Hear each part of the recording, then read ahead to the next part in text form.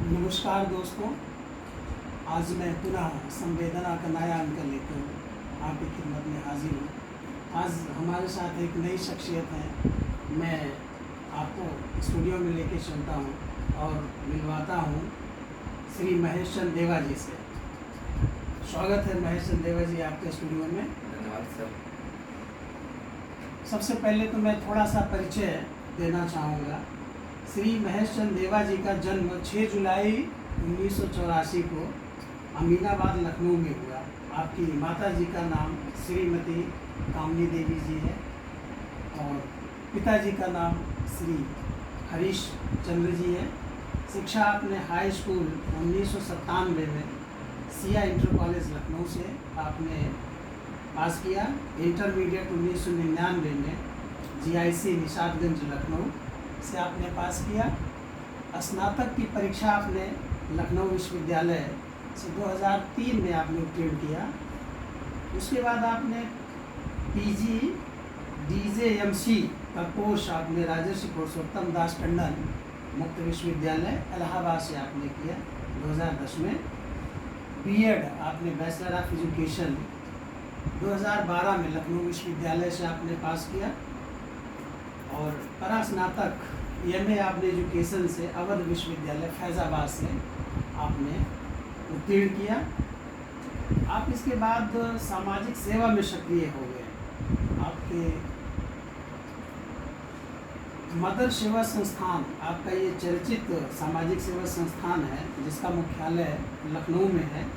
2004 से आप इसे संचालित कर रहे हैं और इसी के अंतर्गत आपने चबूतरा थिएटर पाठशाला स्थापित किया 2013 में और इसके अंतर्गत तमाम प्रोग्राम आप चलाते हैं, जिसमें उल्लेखनीय है फिल्मोनिया एक्टिंग इंस्टीट्यूट 2017 से आप चला रहे हैं और थिएटर इन एजुकेशन आप 2017 से इसको भी चला रहे हैं, जिसमें लगभग 100 विद्यालयों में आपने काम किया है। तमाम बच्चे हैं जिनको आप अभिनय सिखाते हैं और उनको फिल्मों में भी आप भेजते हैं। अभी हम आपसे तमाम प्रश्न करेंगे, तमाम प्रश्नों का उत्तर लेंगे और आपकी शख्सियत हमारे दर्शकों के सामने उभर कर आएगी।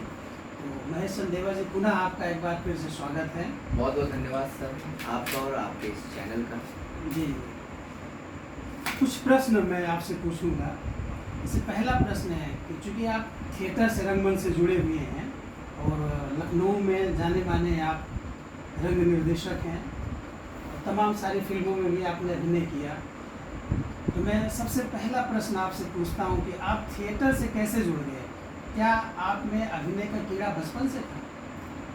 नहीं, ये तो नहीं कहा जा सकता कि अपने का कीड़ा बचपन से था, लेकिन ये था कि बचपन से ही ये शौक चढ़ा। मैं क्लास 6 में था और पार्वती मॉन्टेसरी स्कूल गुमड़िया थाने के पास, वहाँ हम लोग पढ़ रहे थे। तो सर ने KP सर ने हमसे कहा कि एक नाटक हम लोग कर रहे हैं और तुम उसमें छोटे भाई का चरित्र निभाओगे। और नाटक का शीर्षक था भाई भाई का बंटवारा।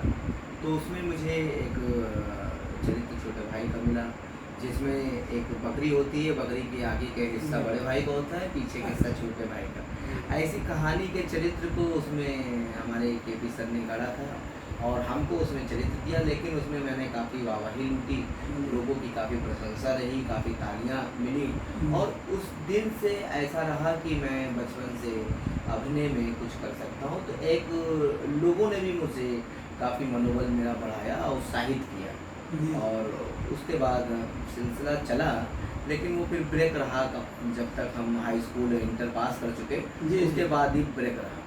और धीरे से फिर मैं 2001-2 के बाद मैं जब LU में आया लखनऊ यूनिवर्सिटी में, तो वहाँ से मेरे जीवन में थिएटर का फिर से कीड़ा, वो आप चाहे एक्टिंग का कीड़ा जो है जागा। और धीरे धीरे फिर हम लोग यूथ फेस्टिवल LU में हुआ, तो वहाँ हम लोगों ने नाटक किया अपने यूनिवर्सिटी के तमाम साथियों के साथ।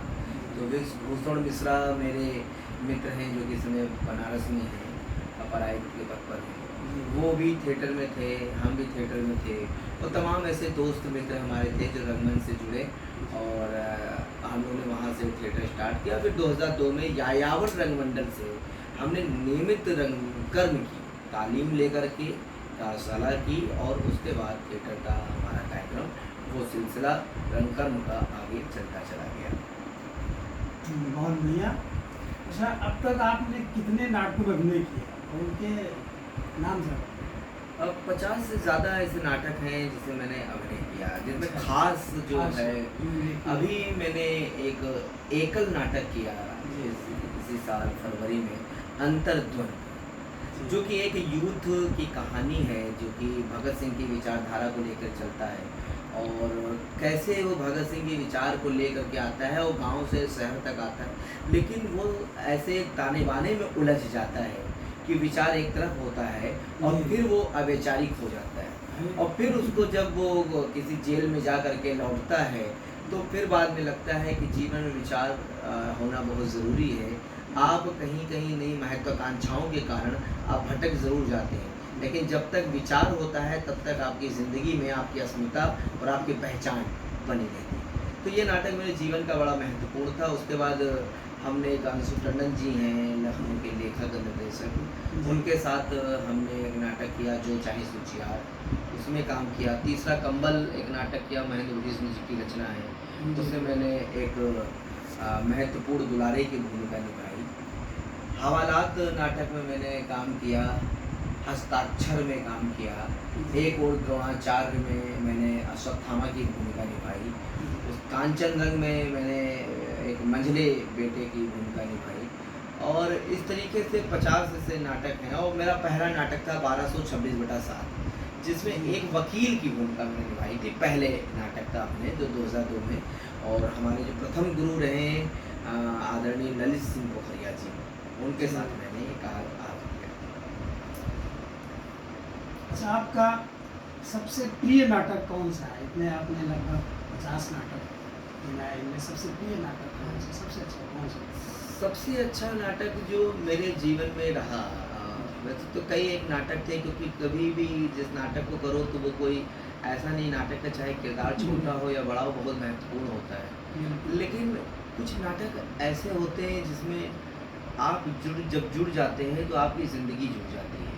तो एक तारे की आँख एक ऐसा नाटक था जिसमें मैंने एक रैदास की भूमिका निभाई थी, कबीरदास की मित्र की। और वो नाटक क्योंकि कबीरदास से जुड़ने का जब मैंने 2010 और 2013 में इन दोनों को डायरेक्ट किया, तो मुझे लगा कि एक आप कबीरदास के विचारों से ही नहीं जुड़ रहे, बल्कि उनका ऐसा सखा जो कि उनके साथ एक जूते चप्पल बनाने काम करता है, और वो भी सामाजिक बदलाव की बात कर रहा है, जो कि बहुत ही निम्न वर्ग का है, लेकिन एक समाज में एक चेतना कबीर के साथ जोड़ रहा है।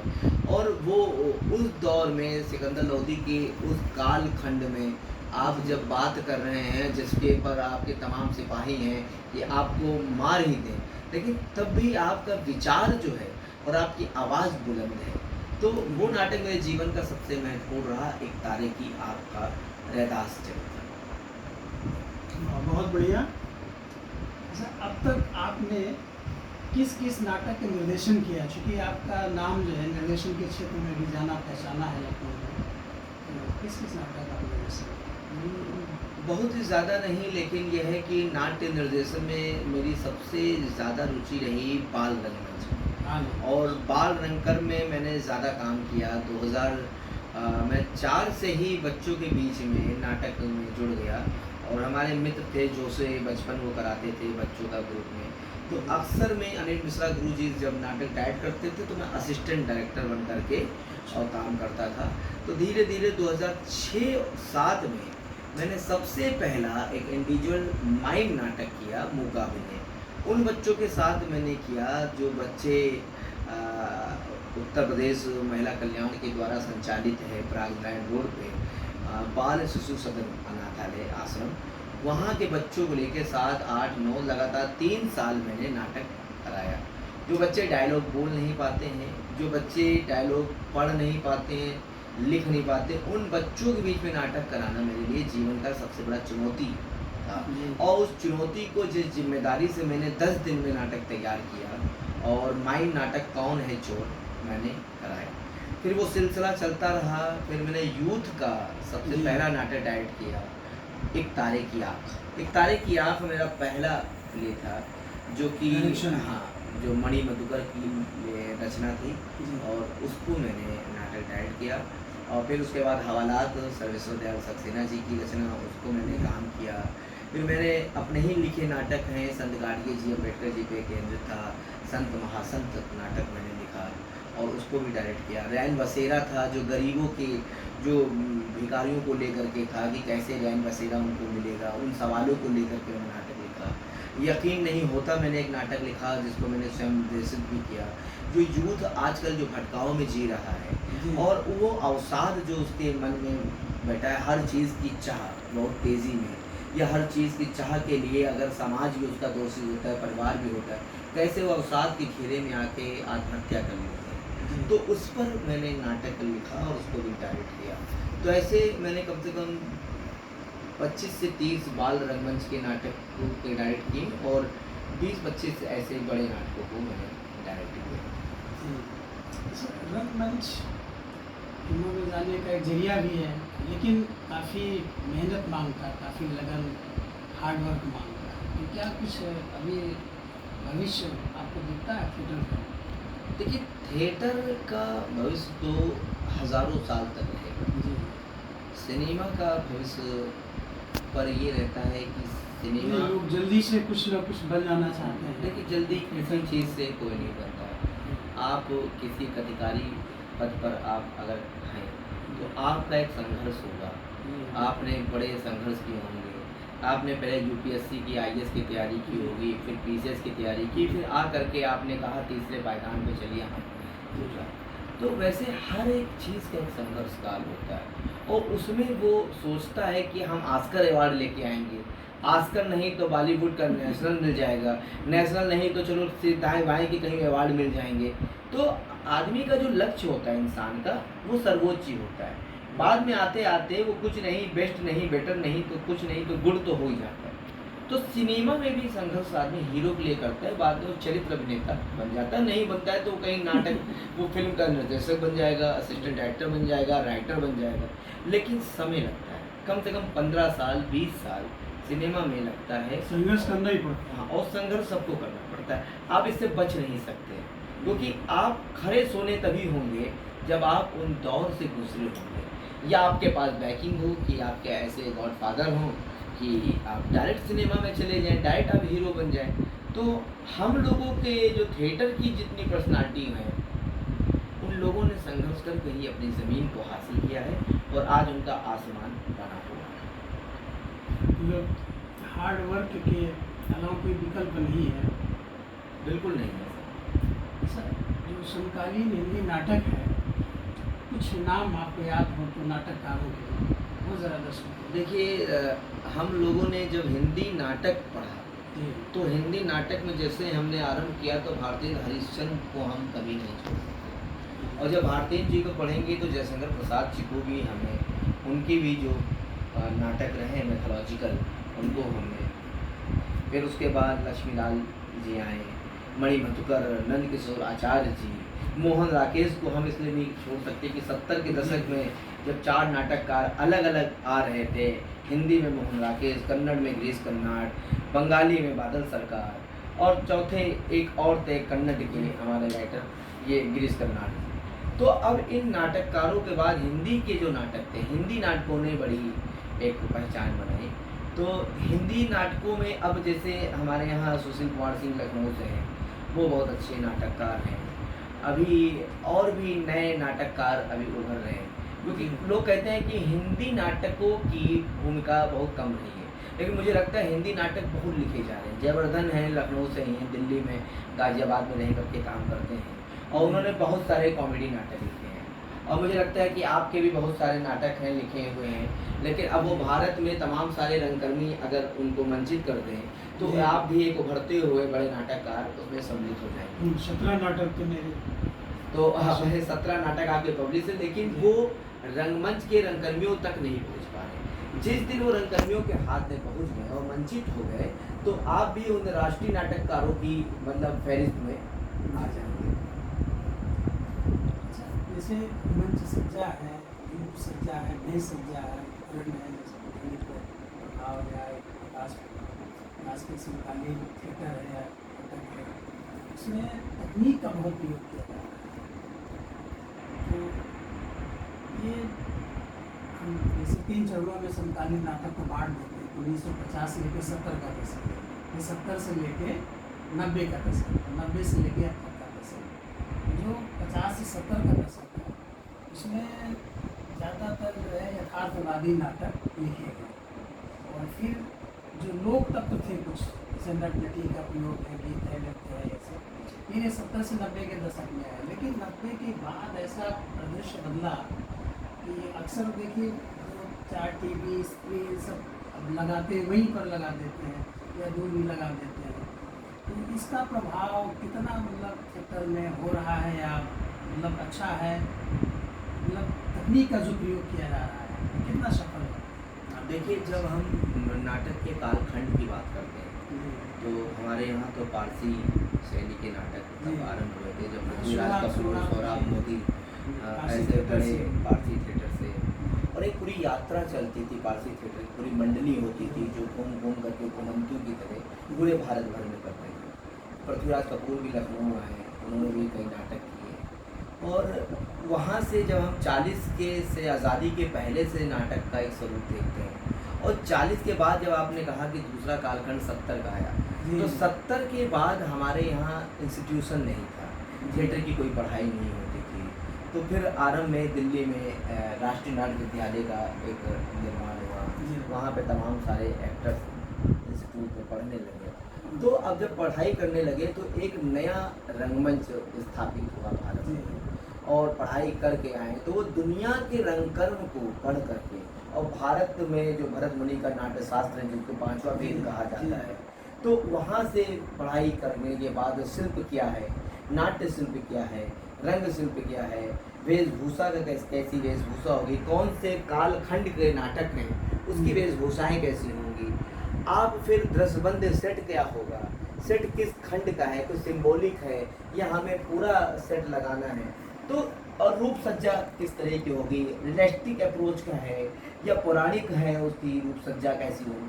तो ये फिर 50 के बाद जब 70 आया और 70 से 90 तक का एक दौर चला, फिर उसके बाद एक ऐसा दौर आया जो डिजिटल हो गया। 90 के बाद आपने देखे थिएटर में सिनेमाई तत्व आने लगे, और उसके बाद उनको ये लगने लगा कि ये प्रभाव फिर धीरे धीरे 90 के बाद 2000-2010 तक बिल्कुल हावी हो गया। तो अब नाटक का जो स्वरूप था वो भव्यता पर हो गया, कि केवल भव्यता हमें दिखनी चाहिए, और कितनी भव्यता होगी कि नाटक जो वो अभिनय ही नहीं, अभिनय से ज़्यादा उन तत्वों पर ज़्यादा हावी हो गया। वही प्रश्न यही है कि मतलब जो तकनीक का प्रयोग इतना ज़्यादा किया जा रहा है, क्या उससे हमारे थिएटर है या नाट्य जो शैली है वो चीज़ें प्रभावित हो रही है? वो प्रभावित होता है, क्योंकि कभी कभी नाट्य निर्देशक ये कह देते हैं कि चलिए ठीक है, हम कॉस्ट्यूम, लाइट से, सेट से हम ठीक है 10% तुम अभिनय कर दोगे, 90% उससे निकाल दें। लेकिन मेरा मानना है कि कथानक सबसे महत्वपूर्ण चीज़ है। अगर कथ्य आपका बेहतर नहीं, अभिनय आपका बेहतर नहीं, तो मुझे लगता है आपका नाटक कमजोर है।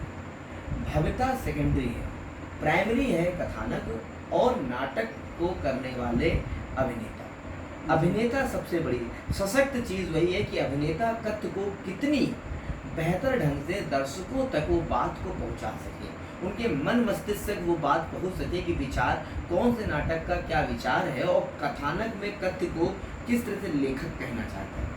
तो निर्देशक और लेखक ये दोनों ऐसी कड़ी होते हैं, अगर निर्देशक सही ढंग से उसको नहीं पहुंचा पाया तो आपके नाटक का अर्थ का अनर्थ हो सकता है। जी, मतलब ध्वनि प्रभाव या जो प्रकाश प्रभाव आजकल बहुत ज़्यादा प्रयोग किया जाता है, ये उतना महत्वपूर्ण नहीं है जितना कि उसका कथ्य है या उसका शिल्प है या उसका अभिनय। नहीं, उसका देखिए मेरा ये भी नहीं, मैं उसको नगण्य भी नहीं कह सकता, उसका देखिए प्रयोग होना भी चाहिए, वो सार्थकता है, लेकिन एक अच्छे कथानक या कथ्य के लिए उन सब चीज़ों की उपयोगिता है, लेकिन उसका अति नहीं। जहाँ पर अभिनय कमज़ोर हो जाए, कथानक कमज़ोर हो जाए, भव्यताएँ हावी हो जाए, तो वो अगर संगीत आपने हावी कर दिया और संवाद पहुँच नहीं पा रहा है, तो संगीत हावी है ना, संगीत तो हाँ, कुछ उसकी नाटकों में लेयर। तो बहुत ज़्यादा नृत्य का प्रयोग किया हाँ। जाता है, फिल्मों के गाने उसमें कर दिए जाते हैं। देखिए अब नए नए प्रयोग हो रहे हैं और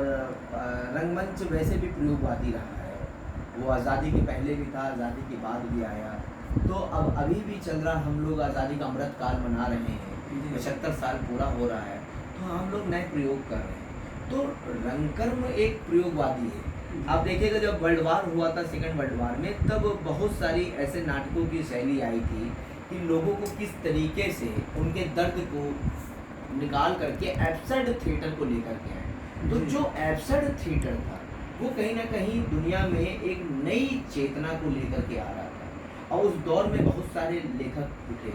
आप चेखव को ले लीजिए, बर्टोल्ट ब्रेख्ट को ले लीजिए, स्टैनिस्लैवस्की को ले लीजिए, तो तमाम ऐसे थिएटर के नए नए आयाम पैदा हुए, और उन आयामों ने एक नई अपनी जो रंग चेतना है और लोगों के अंदर की जो भाव है उसको एक जन जन तक पहुंचाया है कि आदमी और आदमियत, इन चीज़ों को हमें समझना होगा, हमें मानव की मानवता को समझना होगा और इंसान की इंसानियत को समझना होगा। जो प्रभाव, जो प्रेम है, मोहब्बत है, इंसानियत है, हमारे लिए ये बहुत ज़रूरी है। और ये रंगमंच ने लोक जागरण का माध्यम बहुत ज़्यादा नाटक माध्यम था, है और रहेगा।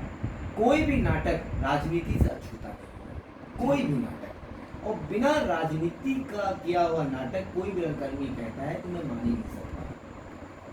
मुझे लगता है कि जितने भी नाटक होते हैं कहीं ना कहीं उसमें राजनीतिक भाव होता ही है, और इसको मानना ही पड़ेगा। लेखक कोई भी कृति कर लिखता है उसमें कहीं ना कहीं होता है, जो भले कह दे कि मैं राजनीतिक नाटक नहीं करता, पॉलिटिकल थॉट बिना होए वो हो ही नहीं सकता। अच्छा, आपकी दृष्टि में नाटक में क्या क्या होना चाहिए जिससे कि नाटक सफल हो? देखिए मुझे लगता है नाटक का कथानक सबसे महत्वपूर्ण है, और दूसरा निर्देशक के द्वारा एक उसका शिल्प पक्ष जो, और एक्टर का अभिनय, ये बहुत महत्वपूर्ण है। निर्देशक किस शिल्प से उसको कम संसाधनों में नाटक को निर्देशित कर रहा है। ये ज़रूरी नहीं भव्यता को दिखाने के लिए हमने 10 लाख 20 लाख रुपए नाटक में लगा दिए और भव्यता ही हावी रहेगी, एक्टर नगर नहीं होगा। हम अगर अभिनय कर रहे हैं और अभिनय हमारा अगर नहीं हुआ तो हमारे लिए सारी भव्यता नगर नहीं। हम अच्छा सेट लगा दें, अच्छी कॉस्ट्यूम पहना दें एक्टर्स को, उससे सबसे महत्वपूर्ण चीज़ है अभिनेता का अभिनय। अभिनय मतलब अभिनय नाटक की जान है। सर, आपकी नज़र में अभिनय सबसे महत्वपूर्ण तथ्य और अभिनय क्या लेखक कहना चाहता है और क्या उसके अनुरूप अभिनय हुआ है, ये सफलता की गारंटी देता है। सर, कुछ प्रश्न मैं लेता हूँ आपके सामाजिक सेवा से, चूँकि आप सामाजिक सेवा भी बहुत बढ़ चढ़कर कर रहे हैं। सामाजिक सेवा से अभिप्राय क्या है? देखिए मुझे लगता है कि हर एक व्यक्ति जो है एक सामाजिक प्राणी है, बिल्कुल, और इसके अछूता नहीं, social animal, human and social. और वो जो हम लोग हैं, और अगर हम उस कर्तव्य को नहीं निभा पा रहे तो ये हमारे लिए हमारी बहुत बड़ी कमजोरी है।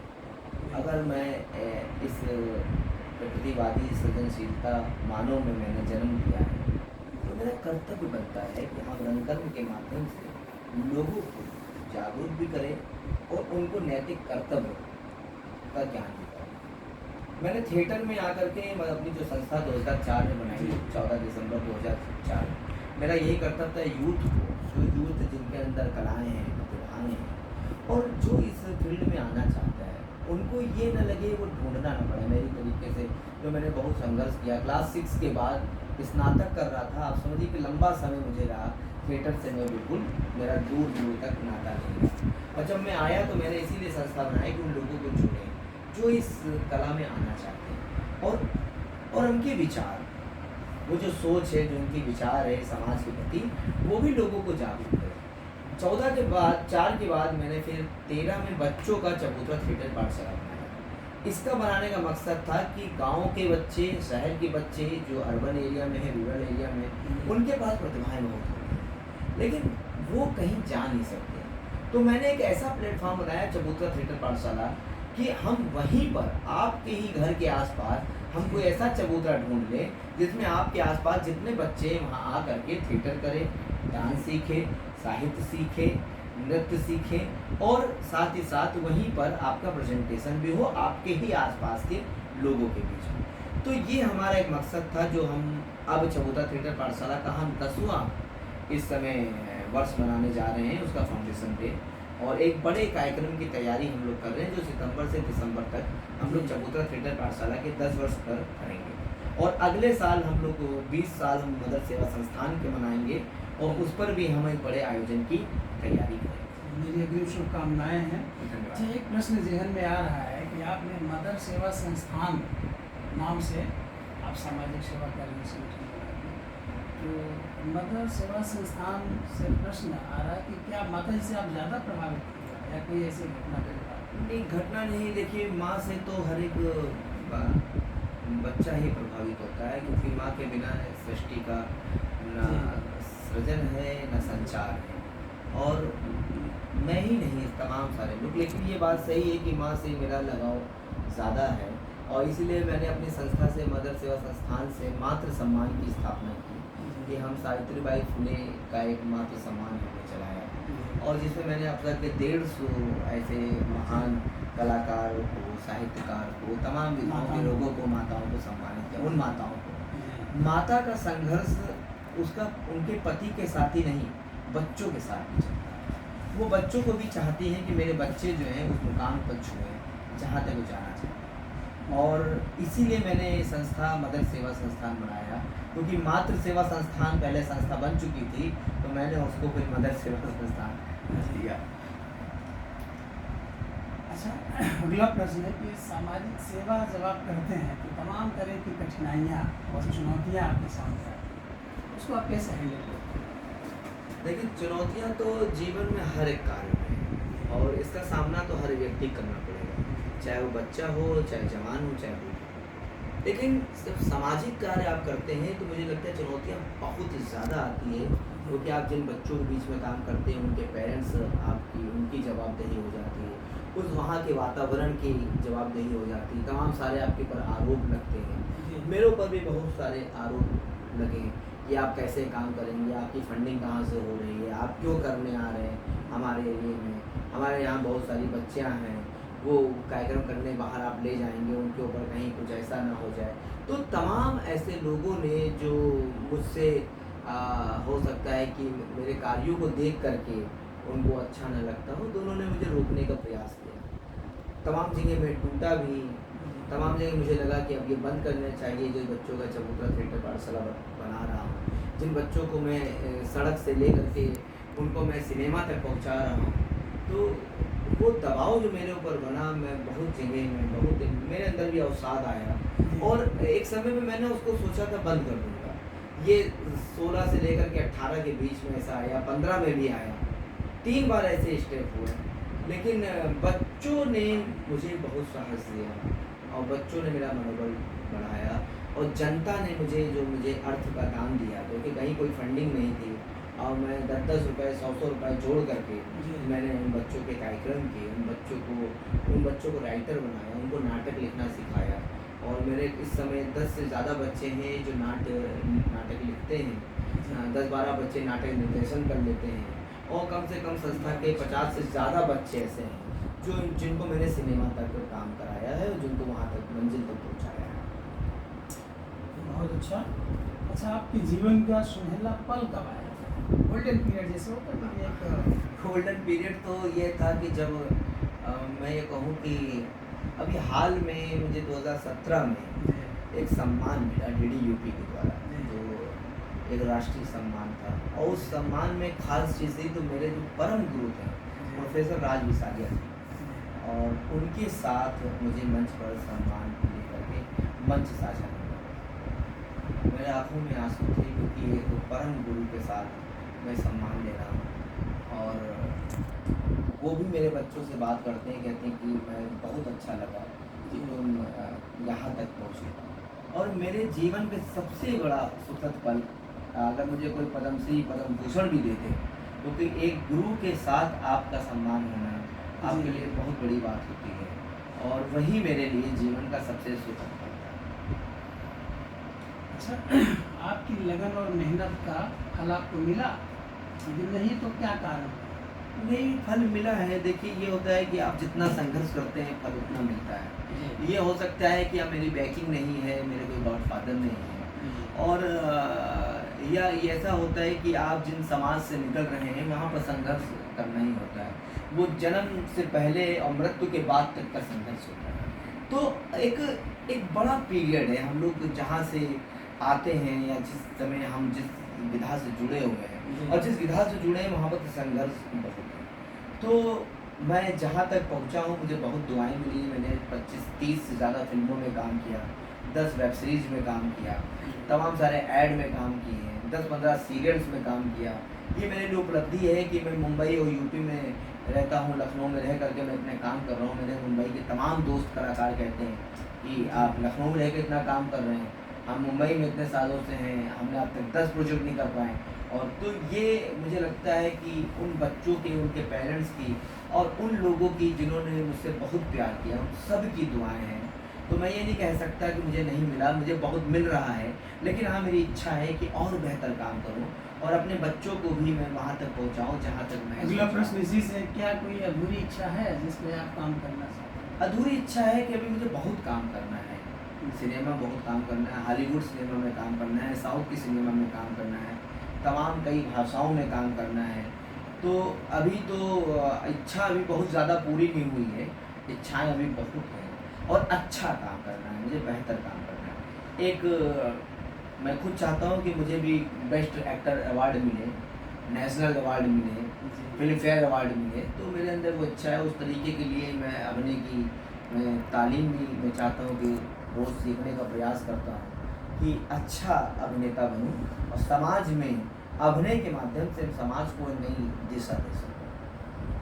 अच्छा, सरकार प्रयास कर रही है फिल्म सिटी बनाने का, चाह रही है कि यहाँ के जो बेरोजगार युवक हैं उनको इस क्षेत्र में भी, फिल्म के क्षेत्र में या थिएटर में भी काम हो। तो क्या उम्मीद है आपको सरकार से? देखिए, सरकार से उम्मीद तो बहुत है और सरकार से हम सबको उम्मीद होती है। सरकार हमारे लिए एक प्रकार की अब कहे जाए कि वो एक पिता तुल्य होते हैं और एक पिता से बच्चों की उम्मीद तो बढ़ती है। जैसे हमारे परिवार में हमारे पिताजी से उम्मीद है कि कागज़ कलम नहीं है, स्कूल में टीचर ने बताया, तो हमें उम्मीद है। सरकार ये कदम पर काम कर भी रही है, धीरे धीरे काम कर रही है, क्योंकि बड़े प्रोजेक्ट को एक साल 2 साल में तो नहीं, इसमें समय लगता है। सरकार ने अभी नोएडा की तरफ फिल्म सिटी बनाने का प्रस्ताव रखा है, वो बड़ा प्रस्ताव है। तमाम सारी सबको ज़मीनें मिल गई हैं, तमाम स्टूडियोज़ बन चुके हैं, तमाम काम चल रहा है, तमाम काम कंप्लीट हो चुका है। अब ये है कि हम लोग, हमारा प्रयास था कि फिल्म सिटी को अगर एक लखनऊ में हम लोग यहाँ कुबरेल के पास अगर बनाते ही, प्रस्ताव हमने बहुत पहले पिछली सरकार को हम लोगों ने कलाकारों ने मिलकर दिया था कि कुबरेल के पास बहुत बड़ा स्पेस है, यहाँ पर अगर फिल्म सिटी हो जाती तो हम लोगों को इधर की बेल्ट को हमारा जो है बहुत काम मिलता, अवध की बेल्ट को। क्योंकि अब नोएडा, गाज़ियाबाद, दिल्ली, क्योंकि दिल्ली पहले से फिल्मों का काम कारोबार होता आया है और दिल्ली और आपका हरियाणा, ये पूरा करीब है, हरियाणा, दिल्ली, पंजाब, ये तो हम लोग चाह रहे थे कि अगर इधर होता तो इधर भी हम लोगों को बहुत सारे लोगों को लाभ होता। लेकिन अब ये है कि काम हम लोग कर रहे हैं लखनऊ में। अब तो फिल्में सब्सिडी बहुत मिल रही है, सरकार बहुत लोगों को दे रही है, काम अच्छा चल रहा है। लेकिन अभी भी तब भी ये रहता है कि बेरोज़गारों को रोज़गार मिला है, सिनेमा में बेरोज़गारों को रोज़गार मिला है। बहुत सारे लोग अब जूनियर आर्टिस्ट बहुत जुड़ गए हैं और जिनको काम मिल रहा है। लखनऊ में बहुत कास्टिंग डायरेक्टर हो गए, लखनऊ में लाइन प्रोड्यूसर बहुत हो गए, तो फिल्में भी शूट हो रही हैं। अधिक मुझे लगता है हिंदुस्तान का कोई बड़ा एक्टर ऐसा नहीं है जो लखनऊ आकर के शूट करके ना गया। अक्षय कुमार 2-3 बार आ चुके हैं, रजनीकांत जी आ चुके हैं, अमिताभ बच्चन 2 बार आए हैं, गुलाबों सितारों से लेकर के ऊंचाइयाँ में भी लखनऊ आए। तो अनुपम खेर ने 3 फिल्म की, पंकज त्रिपाठी ने 3-4 फिल्में लखनऊ में की है। अभी मैं अटल हूँ की फिल्म आ रही है, अटल बिहारी वाजपेयी पर। तो ये एक लंबा असर प्रभाव पड़ा है सरकार की नीति का, फिल्म बंधु की नीति का और सब्सिडी देने का। तो इससे कला भी इससे बढ़ रही है, कलाकारों को रोजगार भी मिल रहा है।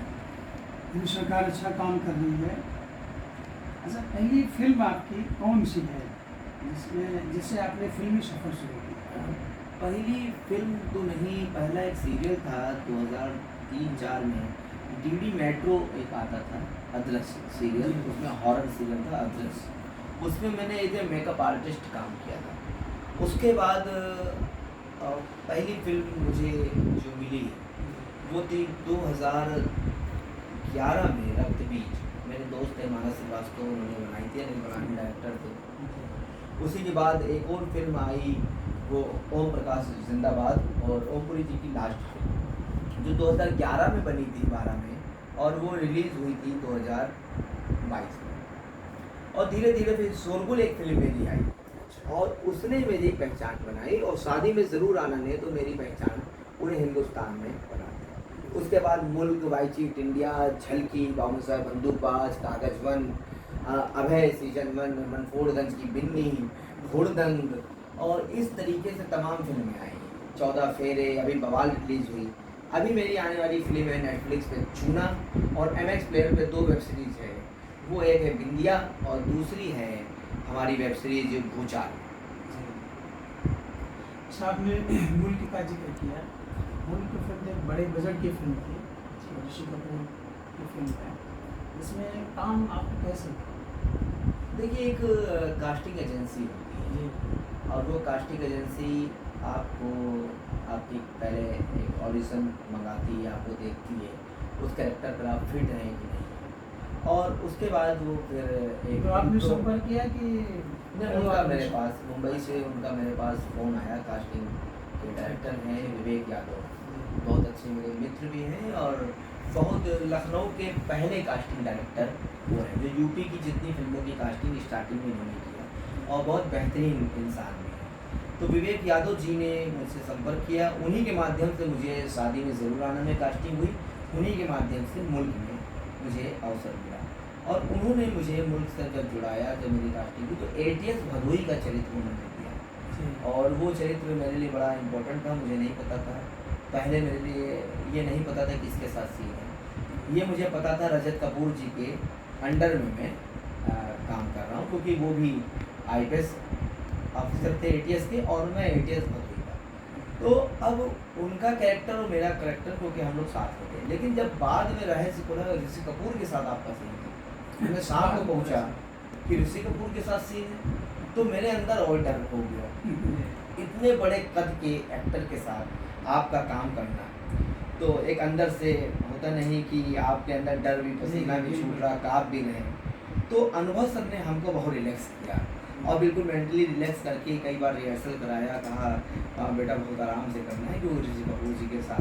तो हमको अंदर से बहुत प्रसन्नता भी थी और डर भी था कि इतने बड़े एक्टर के साथ आप पहली बार अगर कोई सीन करें, तो वो किया, बहुत अच्छा रहा। ऋषि साहब जी का आशीर्वाद दिया, बहुत प्यारा रहा, और ऋषि कपूर जी बहुत ही अच्छे व्यक्ति हैं, अब तो नहीं है। मैं बहुत ही धन्यवान हूँ कि उनके साथ मैंने स्क्रीन शेयर किया, और ऐसे लोगों के साथ काम करने में बहुत कुछ सीखने को मिलता है।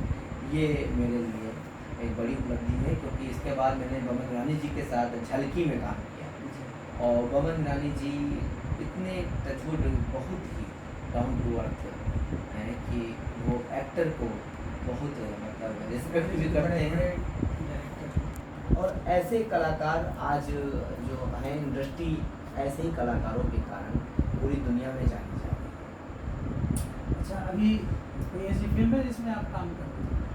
अभी हमारी एक फिल्म का प्रोजेक्ट चल रहा है, वो पाइपलाइन में है, अभी हम लोग डिस्क्लोज नहीं कर सकते। वो भी एक बड़ी फिल्म है, और उसमें किसी इंस्पेक्टर के चरित्र के लिए बातचीत चल रही है। बाकी अभी हमने बवाल फिल्म में एक ट्रैफिक कॉप का कैरेक्टर किया था, और बहुत ही छोटा सा चरित्र था, लेकिन चरित्र कोई छोटा बड़ा नहीं होता है, बिल्कुल, और इसलिए हम किसी भी चरित्र को करने में हमारी पूरी सहमति होती है।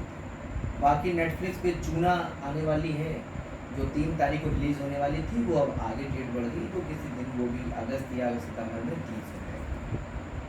अच्छा, अभी आपने तमाम वेब सीरीज़ का जिक्र किया, ये वेब सीरीज़ क्या है? इसमें कैसे नए कलाकारों का काम होता है? देखिए जैसे एक आपने एपिसोडिक सीरियल आता था, जी सीरियल की टाइम ड्यूरेशन होता था 22 मिनट 23 मिनट। तो सीरियल को एक ओटीटी प्लेटफॉर्म एक बना, जैसे ओटीटी प्लेटफॉर्म आप देखेंगे कि हिंदुस्तान में कई ओटीटी प्लेटफॉर्म आ गए। पहले नेटफ्लिक्स आया, फिर हमारे यहाँ हिंदुस्तान में अमेजोन भी है, जी5 भी है, तमाम ऐसे ओटीटी, एमएक्स प्लेयर है, हॉट स्टार है, सब आ गए। तो अब उन्होंने सीरियल की तर्ज पर जी 22 मिनट 25 मिनट 40 मिनट का, और कुछ कुछ 52 मिनट की भी वेब सीरीज होती है, और उन्होंने एपिसोडिक रखा कि वो सबसे ज़्यादा 10 एपिसोड होगा, 9 होगा, 8 होगा, 7, इस तरीके से उन्होंने बनाया। तो अब वो रीजनल लैंग्वेज पर रीजनल एक्टर की ज़रूरत होती है, तो वो छोटे स्थानों पर जाने लगे कि उन्होंने देखा कि बरेली के कलाकार चाहिए, तो उन्होंने बरेली में ऑडिशन कराया। तो बरेली के आसपास उन्होंने कहा अलीगढ़ के हमें कलाकार चाहिए, तो अलीगढ़ के आसपास मथुरा अलीगढ़ के आपके चरित्रों को ढूंढना स्टार्ट किया। अगर नहीं मिला तो उन्होंने कहा कि और बनारस के देखते हैं, बनारस वाले क्या अलीगढ़ी लैंग्वेज बोल लेंगे, नहीं तो पूर्वांचल की तरफ गए, तो पूर्वांचल की अगर वेब सीरीज बन रही है तो उधर।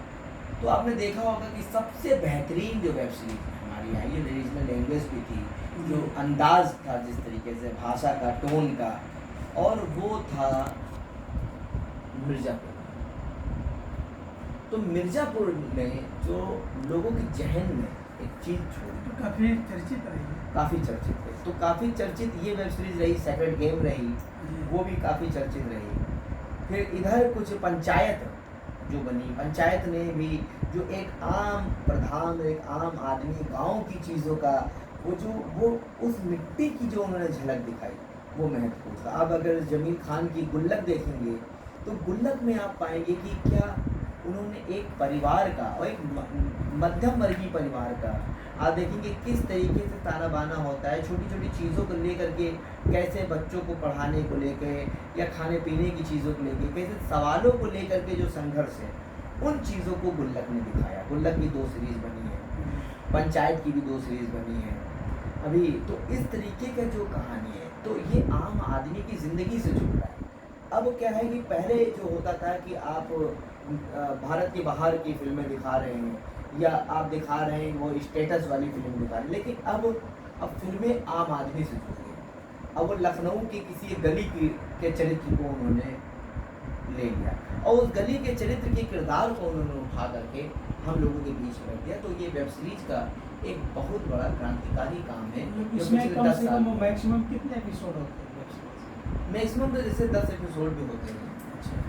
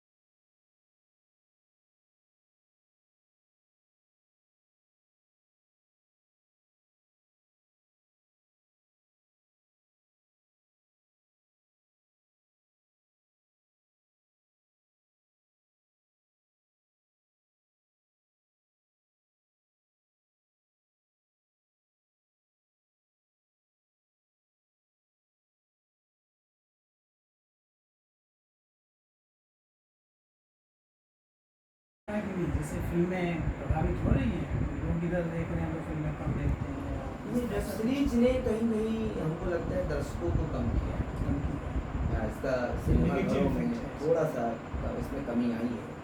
सिनेमाघरों में दर्शकों की जाने कमी आई क्योंकि अब हर हाथ में मोबाइल है और सबके पास 4-4, 5-5 OTT प्लेटफॉर्म के सब्सक्रिप्शन उन्होंने ले रखे हैं। तो ये एक प्रभाव पड़ा है। इससे जितनी भी फिल्में आ रही हैं वो भी OTT पे, हमारी हुड़दंग OTT पे आ गई और हमारी बहुत सारी फिल्में हैं जो नहीं चल पाई, उनको OTT पर ही लेकर के आना पड़ा। तो इसका एक प्रभाव तो पड़ा है, लेकिन इस पर भी काम चल रहा है। लोग अपने हिसाब से काम कर रहे हैं कि कैसे हम दर्शकों को सिनेमा घरों तक लेकर के आए। तो अभी कुछ फिल्में रिलीज़ होने वाली इस अगस्त में और हम लोग इंतज़ार कर रहे हैं कि दर्शक सिनेमा घरों में फिर से लौटे और जिससे कि सिनेमा फिर से एक समान और समान हो सके। चर्चित वेब सीरीज कौन कौन सी हैं? सेक्रेड गेम, मिर्ज़ापुर, गुल्लक, पंचायत, महारानी, ये बहुत ही महत्वपूर्ण है। अभी एक जुबली वेब सीरीज आई है जिसका बहुत नाम होगा। जुबली बहुत महत्वपूर्ण वेब सीरीज है। और हमने एक वेब सीरीज भौकाल की थी, भौकाल जो कि ये लखनऊ के ही एक IPS है सर उन्हीं से के राज्य उन पर रखाने थी। ये बहुत अभी भूचाल वेब सीरीज आ रही है, यहाँ बहुत चर्चित रही है और इस तरीके से बहुत सारी वेब सीरीज हैं।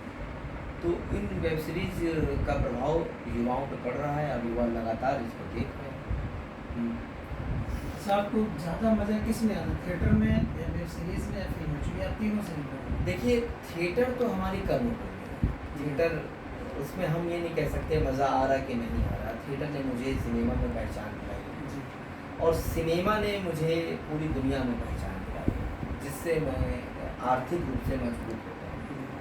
तो आर्थिक रूप से जो मुझे मजबूती दे रहा उसको भी मैं नहीं कह सकता, थिएटर सिनेमा को भी वेब सीरीज को भी, क्योंकि वो मेरी एक बड़ी पहचान है।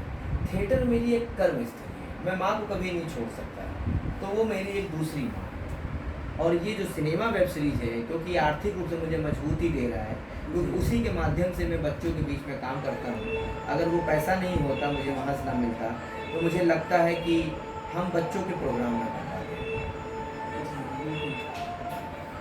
अब तक कितने बच्चे हैं आपके संस्थान के जो फिल्मों में काम कर रहे हैं? वैसे तो थिएटर से मैंने पूरे ऑल ओवर यूपी में बहुत सारी मैंने कार्यशालाएँ की हैं तमाम NGO से मिल करके। और थिएटर इन एजुकेशन के साथ तो मैंने कम से कम लखनऊ में ही 1.5-2 लाख बच्चों के बीच मैंने थिएटर किया है, क्योंकि 1,000 2-2 हज़ार बच्चों के बीच में मैंने कार्यशालाएँ की। लेकिन चबूतरा थिएटर पाठशाला से जुड़े मेरे कम से कम 100 के ऊपर बच्चे रहे। संस्था 50 से ज़्यादा बच्चे मेरे इस समय सिनेमा से जुड़े हैं।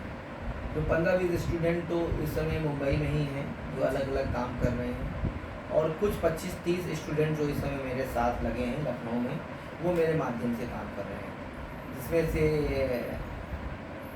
आर्यन चौधरी, नीलिमा चौधरी, मोहम्मद अमन, मोहम्मद सैफ, मोहम्मद आरिफ, हर्ष गौतम, सोनाली वाल्मीकि, तो शिखा वाल्मीकि हैं, नैन्सी, खुशी गौतम, काजल गौतम, ऐसी बहुत सारी बच्चियां हैं जिन्होंने लगातार फिल्मों में काम कर रहे हैं। अभी विक्रम बेदा में 3 बच्चों ने काम किया है। आर्टिकल 15 में हमारे स्टूडेंट हैं, शिखा वाल्मीकि है, आर्यन चौधरी अभय सीजन 1 में है, और गुलजार से भी। हाँ, तो इन सभी फिल्मों में तमाम बच्चों ने हमारे काम किया। पीलीभीत थी, नेशनल अवार्ड तो नहीं लेके आई, लेकिन वो तमाम सारे फेस्टिवल्स में गई और उसमें बहुत चर्चा में आई। पीलीभीत में जो काम नीलिमा चौधरी ने किया वो चर्चा में रहा। खुशी गौतम ने उलझन नॉट उलझन में काम किया, वो बहुत चर्चा में रहा। खुशी का वो उसका कोरियन में उसके होर्डिंग बैनर लगे थे। तो ये हमारी उपलब्धि है कि वो बच्चे लगातार फिल्मों में, बड़ी फिल्मों में अच्छा काम कर रहे हैं। 50 से अधिक बच्चे आपके फिल्मों में काम कर रहे हैं, ये एक बड़ी उपलब्धि, इसके लिए बधाई आपको। धन्यवाद। अच्छा, आपकी मंजिल क्या है अभी और क्या क्या करना चाहते हैं? देखिए, मंजिल है कि एक स्वस्थ सिनेमा, इसमें अभी तो मैं अभिनय करना चाहता हूँ, लोगों को जागरूक करना चाहता हूँ सिनेमा के माध्यम से, थिएटर के माध्यम से, और ख़ास तौर से खुद को भी अभी थोड़ा सा और आगे ले जाना है। अभी तो यह लड़ाई है, आगे बड़ी लड़ाई है, और अभी तो हमने कदम चलना हमने सीखा है, पग पग अभी बहुत दूर तक मंजिल तय करनी है। और उसके बाद सोचेंगे कुछ सामाजिक रूप से जनता के लिए कुछ काम करना है, कुछ नैतिक कर्तव्य है जो अपना उत्तरदायित्व है उसको भी लेकर के आया हूँ, लेकिन वो मुझे लगता है 10 साल बाद। अब मंजिल नज़दीक है कि अभी दूर है? अभी मंजिल दूर है, लेकिन उसके लिए तैयारी अभी से करनी पड़ेगी, तो 10 साल बाद हम उसमें सफलता हासिल करेंगे। अभी चबूतरा थिएटर में मुझे बहुत काम करना है, इसकी बहुत सारी ब्रांचेस खोलनी है और सरकार से मिल करके या तमाम NGO से संगठनों से मिलकर काम करना है। और अभी मैंने तैयारी चबूतरा थिएटर की है बड़ी, और उन बच्चों को मुकाम दिलाना है। हमारा मकसद है कि हम कुछ ऐसी फिल्में बनाएं बच्चों को लेकर के जिसमें बच्चे लगातार काम करें और बच्चों का भविष्य उज्जवल है। पढ़ाई बहुत ज़रूरी है और मैं अपने सारे बच्चों से कहता हूँ कि बिना पढ़े आप जीवन में कुछ नहीं कर सकते, और एजुकेशन भी ज़रूरी है। एजुकेशन बहुत ज़रूरी है, आप चाहे किसी फील्ड में रहें, बिना पढ़ाई के आप कुछ नहीं कर सकते। पढ़ेंगे नहीं तो आगे बढ़ेंगे नहीं। बिल्कुल सर। अच्छा, ज़िंदगी में आप निराश हैं या उत्साहित हैं? बहुत उत्साहित हैं। उत्साहित। निराशाएं तो हमें उत्साह के लिए आगे बढ़ाती हैं। अगर निराशा नहीं होगी तो हम उत्साहित कैसे होंगे बढ़ने के लिए? अगर हम यही ठान के बैठेंगे हम कुछ नहीं कर पाएंगे, तो हम फिर कुछ नहीं कर पाएंगे। हमें कुछ नहीं कर पाएंगे नहीं, हम कहेंगे कुछ नहीं कर पाएंगे तभी हम कुछ कर पाएंगे, और हम आज कर रहे हैं तो निराशाओं के कारण ही कर रहे हैं। दृष्टिकोण आपका सकारात्मक है। जी बिल्कुल। आप भाग्यवादी या कर्मवादी? कर्मवादी। कर्म ही प्रधान है और कर्म ही मुझे यहाँ तक ले आया कि आप मेरा आज साक्षात्कार कर रहे हैं। अच्छा, क्या आप पुनर्जन्म में विश्वास करते हैं? यदि करते हैं तो क्या बनना चाहेंगे अगले आप? देखिए, मैं पुनर्जन्म में विश्वास तो नहीं करता हूँ, अगर करता भी होता तो मैं यही कहता कि मैं फिर से इंसान बनना चाहता। फिर से देवाजी बनना चाहता है? जरूरी नहीं है देवा जी हो, लेकिन कोई इंसान में बनना चाहता है, भले कुछ भी हो। इंसान ही बनना चाहता है, देवता नहीं बनना चाहता। बिल्कुल। मुझे लगता है हर इंसान के अंदर देवता है, बस ये हमारे अंदर पहचानने की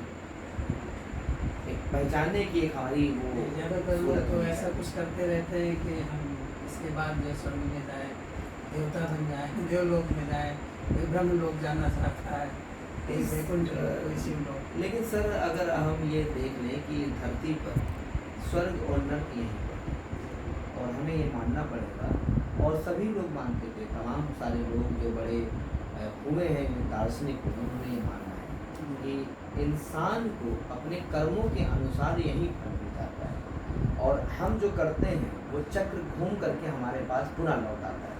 इसलिए मैंने ये कहा कि अगर मैं मानता भी होता तो मैं इंसान ही बनता। देवता नहीं बनना चाहिए, बिल्कुल। क्योंकि देवता तो भोग योनि मानी जाती है और मनुष्य योनि तो कर्म योनि है। यहाँ कर्म किया जाता है और कहते हैं जो कर्म के फलस्वरूप पुण्य हमें अर्जित होता है उसको भोगने के लिए ऊपरी श्रेणी यानी देव श्रेणी में चले जाते हैं। तो आप कर्मवादी इसलिए कर्म में विश्वास करते हैं, इसीलिए आप मनुष्य ही बनना चाहते हैं। बिल्कुल। बहुत अच्छा, बहुत बढ़िया, बहुत अच्छी बात आपने कहा।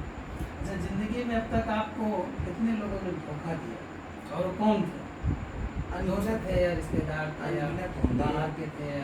देखिए, रिश्तेदार को तो मैं नहीं कह सकता, दोस्त मित्र हैं जो थोड़े बहुत होंगे, और जिन्होंने धोखा दिया मुझे उन्होंने सिखाया, और वो मेरे टीचर हैं, उन्होंने गुरु हैं। धोखा उन्होंने नहीं दिया, ये स्थितियाँ ऐसी बन जाती है कि मुझे धोखा उन्होंने दिया, और धोखा स्थितियाँ कराती भी है, और स्थितियाँ ही आपको समझदार बनाती है। अगर आप समझदार नहीं बनेंगे तो इस समाज में आप चल नहीं सकते। तो एक समझदार होना बहुत ज़रूरी है, धोखा मिलना भी बहुत ज़रूरी है। हर व्यक्ति को धोखा मिलेगा तभी वो समझदार बनेगा, नहीं वो सीधा होकर के जीवन में कुछ तो आप मानते हैं कि आप पर धोखा मिलता है, आप किसी चीज़ में हर जगह मिलता है। वो ये में सिखाता है। हाँ, वो हमें सिखाते हैं, वो हमारे टीचर है, वो मेरे गलत नहीं है, और हमको तो लगता है कि ऐसा मिलने से वो हमें हमारे अंदर ज्ञानवर्धन चीज़ें हमारे अंदर लाते हैं, बड़ा ज्ञान कराते हैं, और समझदारी हमारी डेवलप होती है। अच्छा, एक धोखेबाज व्यक्ति कैसे पहचाना जाए, कोई आइडिया है आपको? देखिए, किसी भी धोखेबाज व्यक्ति को हम नहीं पहचान सकते। जो ज़्यादा तो धोखा खाया होता है उसके पास आप कह रहे हो ज्ञान आता है। हम ये कहते हैं कि हम किसी धोखेबाज व्यक्ति को अगर मैं पहचानने का मेरे पास कोई गणना का कुछ वो तो नहीं है, पैरामीटर नहीं है, लेकिन यह है कि उस पैरामीटर में तो नहीं, लेकिन हम ये जान लेते हैं कि अगर आप किसी को बिल्कुल भी विश्वास कर रहे हैं और दिल से विश्वास कर रहे हैं तो आप ये समझ जाइए कि आने वाले समय में वो धोखा देगा। और कभी कभी ये होता है कि आपने दो तीन बार धोखा खा लिया तो एक बार और धोखा खाने के लिए आप उस पर ट्रस्ट करके छोड़ दीजिए, तो आप पता चल जाएगा कि हाँ ये धोखेबाज है। अब अगली बार तो उससे दूरी बना लेता है व्यक्ति। तो ये धोखा वही लोग देते हैं जो आपके आसपास होते हैं, जो आपके खास होते हैं और जिन पर आप आंख मूंद करके विश्वास करते हैं। अक्सर वो आसपास के लोग ही धोखा देते हैं। दूर का व्यक्ति कभी आपको धोखा इसलिए देगा कि दूर का व्यक्ति को आपको मिलना ही नहीं होगा। जो संपर्क में नहीं है वो कैसे देगा? जो संपर्क में है, जो आपकी चीज़ों को जानता है, जो गहराई से चीज़ों को समझ रहा है, जो आपके रूटीन को समझ रहा है कि आप 24 घंटे क्या करते हैं क्या नहीं करते हैं, तो वही आपको धोखा देगा। बचने का कोई उपाय नहीं है। बचने का उपाय ये है कि अगर वो छोटी चीज़ों से आप धोखा खा जाइए तो बड़ी चीज़ों में बच जाएंगे। मतलब धोखा खाने के बाद ही आप बच पाएंगे। बाकी ऐसे कोई पैरामीटर्स, ऐसा कोई पैरामीटर अभी तक आया नहीं है कि हम अब साइंस को इजाद करते हैं, अच्छी बात है। सतर्क रहे कि धोखा ही ना खाए, ऐसा कुछ है नहीं। सबसे ज़्यादा आपको प्रेम किससे? परिवार से और उन प्यारे बच्चों से।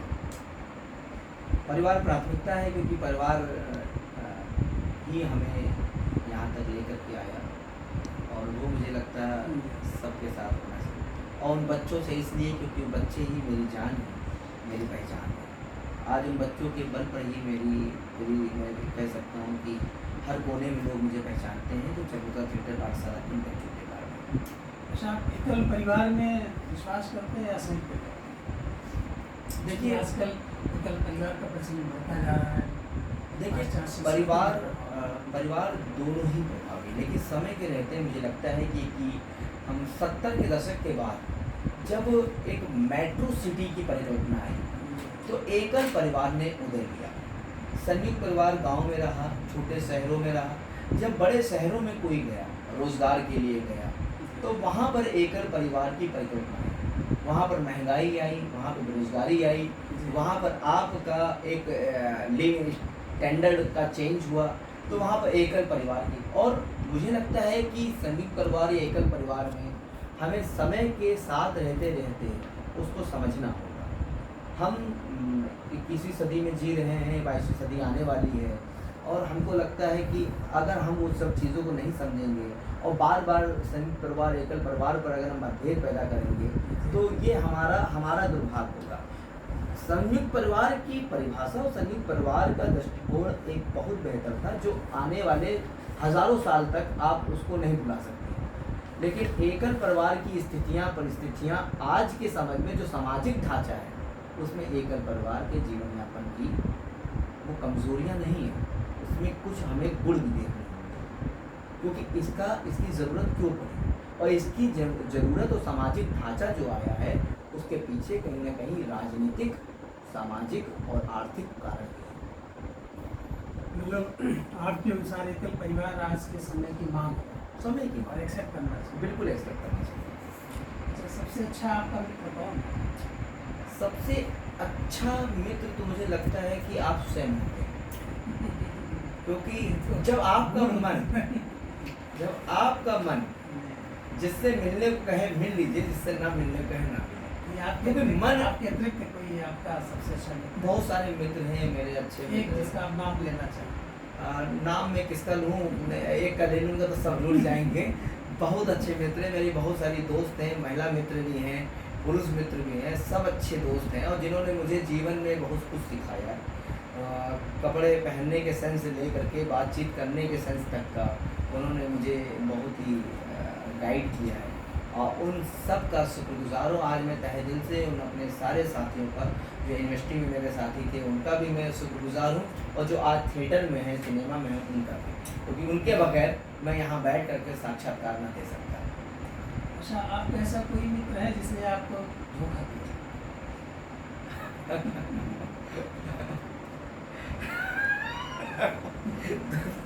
आप नाम ना लेना चाहें तो नहीं, वो- पता है, लेकिन वो क्या मेरे है मित्र- क्योंकि अक्सर सुनने में आता है कि मित्र ही धोखा देते हैं। नहीं, ये बात सही है, इसमें कोई दो राय नहीं।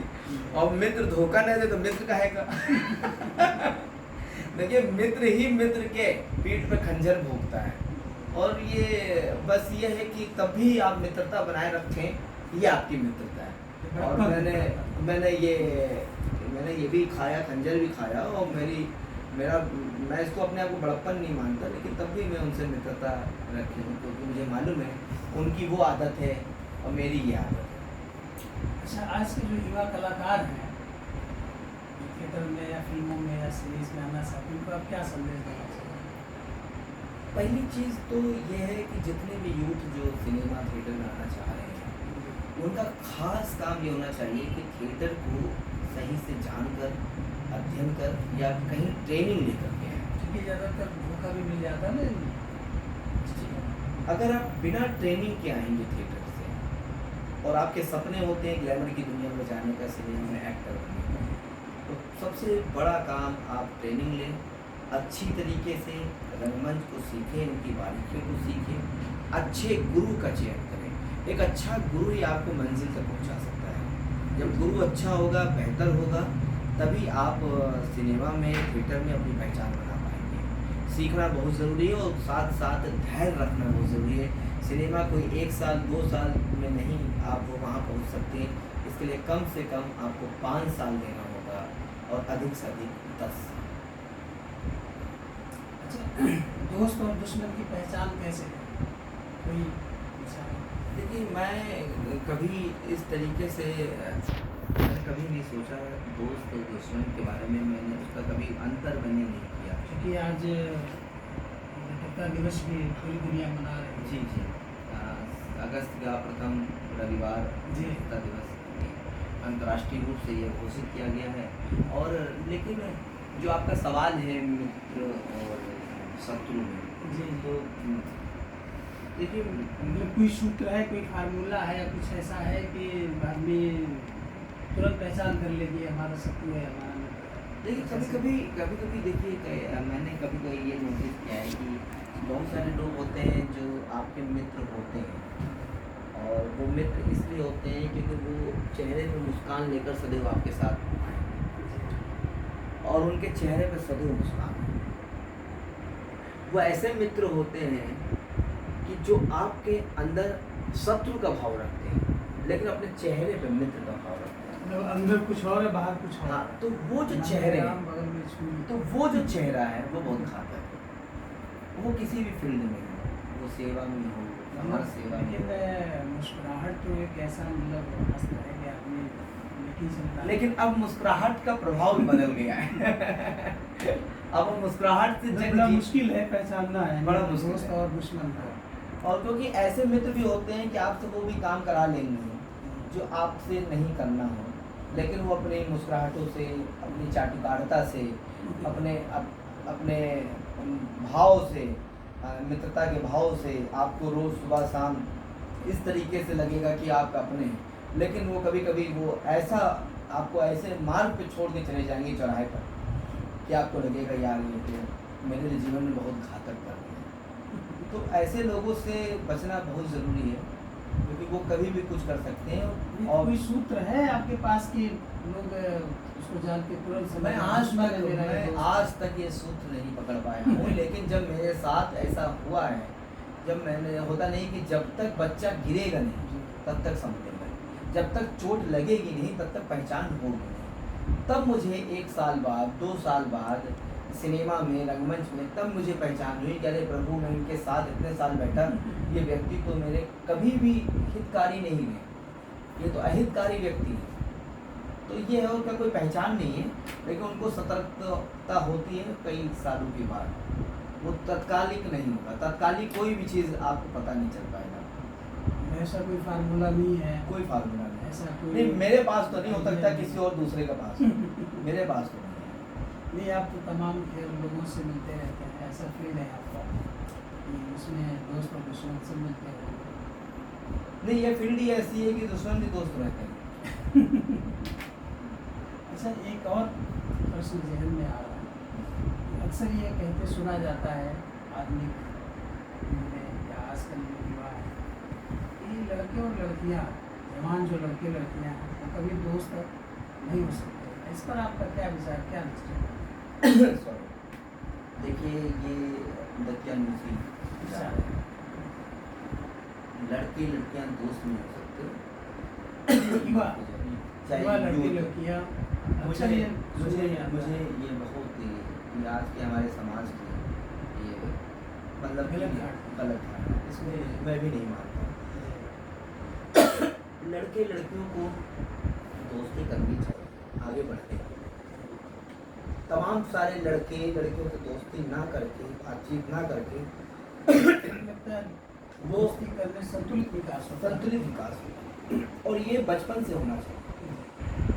ये जो को एजुकेशन ये प्राइमरी लेवल से होना चाहिए, तभी आप अपना विकास कर पाएंगे टाइम टू टाइम।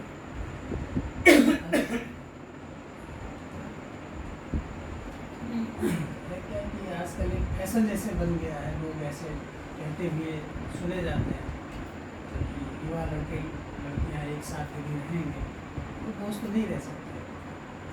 देखिए कृष्ण और राधा को आप क्या कहेंगे? वो भी युवा थे, जी और कृष्ण की राधा क्या थी? वो तो उनका रिश्ता था, एक पारिवारिक रिश्ता था। तो आप अगर इस तरह की बात कर रहे हैं तो आप कहीं ना कहीं बच्चों के अंदर दो भाव पैदा कर रहे हैं। आप कहानी कृष्ण राधा की सुनाएंगे और दूसरी बात कहेंगे ये, तो ऐसा बच्चों को उनके विचारों को छूट दें। बच्चे अगर नकारात्मक भाव कहीं आपको लगे तो उन्हें समझाएं, लेकिन उन्हें अपनी ज़िंदगी जीने का अवसर दे। जीने का अवसर का मतलब स्वतंत्र रूप से अगर वो मित्रता करना चाहते हो तो करें, लेकिन स्वस्थ मानसिकता के साथ मित्रता है। आप उन्हें समझाएं, उन्हें सम्मान समझाएं। हमारे घरों में हमारी माताएं जब तक पहले बच्चे को बाहर की महिलाओं के प्रति सम्मान नहीं सिखाएंगे तो ये जो व्यवहार जो चल रहा है जो महिलाओं के प्रति, जो मणिपुर जैसे हालात हैं, उसका कारण यही है कि हमने अपने बेटे को यह नहीं समझाया कि जब तुम कदम चौखट से बाहर रखोगे तो सारी महिलाएं तुम्हारे लिए सम्मान के लिए सम्मानित महिलाएं, बड़ी है तो माँ है, बड़ी है, माँ है, कोई बहन है, कोई बेटी है, कोई दोस्त है। जी। लेकिन तुम्हारी दोस्त भी है तो उसका भी तुम्हें सम्मान करना है। अगर वो सड़क पे चल रही है तो तुम्हें उसकी रक्षा करना है, जैसे तुम अपनी बहन की करती हो, माँ की करती हो। ये हमें स्कूलों में बच्चों को, घरों में माँओं को ये समझाना होगा, तभी हमारा समाज एक बेहतर समाज बन पाएगा। तो मूल्यों के नैतिक जो मूल्य हैं उनके ह्रास का समय भी लोग कह रहे हैं। हमारी जो संस्कृति है वो कहीं ना कहीं से क्षरित हो रही है, कहीं ना कहीं से विकसित हो रही है। नहीं, लेकिन विस्मृत हो रही इसके है। कारण हम ही लोग, इसके कारण कोई दूसरा नहीं है, हम। हमें अपने चरित्र को ये छानना होगा कि हम क्या हैं, और इसके लिए हमें बेहतर काम करना। मतलब आपकी नज़र में जवान लड़के लड़कियां दोस्त हो सकते हैं, बिल्कुल, इसमें कोई बुराई नहीं है। इसमें कोई बुराई नहीं। अच्छा, आज मित्रता दिवस है, उस पर आपको बहुत ढेर सारी शुभकामनाएं हैं। आपको भी बहुत बहुत धन्यवाद। एक अंतिम प्रश्न है जी। कि आप अपने मित्रों को क्या संदेश देना चाहते हैं आज बस- इस मित्रता दिवस पर? मैं अपने सभी मित्रों को ये संदेश देना चाहता हूँ कि मित्र हैं तो समझिए जिंदगानी है। जी। एक अच्छा मित्र होता है तो तमाम बीमारियों को दूर करा देता है। हम अगर किसी भी उलझन में उलझे रहें, मित्र ये होता है कि आपको दलदल से भी निकाल देगा, और बड़े से बड़े आपको किसी भी फंसे हुए आप हैं तो वहाँ से भी आपको उबार लेगा। तो मैं उन तमाम मित्रों को बहुत शुक्रिया अदा करता हूँ जो मेरे साथ खड़े हैं, और उन आप लोगों को भी कि उन मित्रों को पहचानें, मित्रों को, और उन मित्रों के साथ मित्रता आप आजीवन करें, क्योंकि मित्र आपकी ज़िंदगी के बहुत ही महत्वपूर्ण हैं, और इन्हें कभी छोड़े नहीं, इनको जोड़े रखें। एक मित्र मुझे याद आ रहा है इस मित्रता दिवस पर कि दिल के मंदिर में यारों को सजा लेना, दिल के मंदिर में यारों को सजा लेना, और कभी कभी यादों की अगरबत्ती जला देना। जिस हाल में जैसे भी मिले कोई यार, दौड़ कर उसको वैसे सीने से लगा लेना। बहुत इसी का शेयर है। धन्यवाद। आप स्टूडियो में आए और सारे प्रश्नों का आपने बेबाकी से बहुत ही स्पष्टता के साथ आपने जवाब दिया, और इसके लिए मैं आपको हृदय से धन्यवाद देता हूँ। और फिर मिलते हैं अगले एपिसोड में संवेदना के नए अंक में एक नई शख्सियत से, एक नए व्यक्तित्व के। तब तक के लिए मैं एक बार पुनः आपको मित्रता दिवस के इस शुभ अवसर पर बधाई देते हुए इस अंक को आज मैं यही समाप्त करता हूँ। जय हिंद, जय भारत।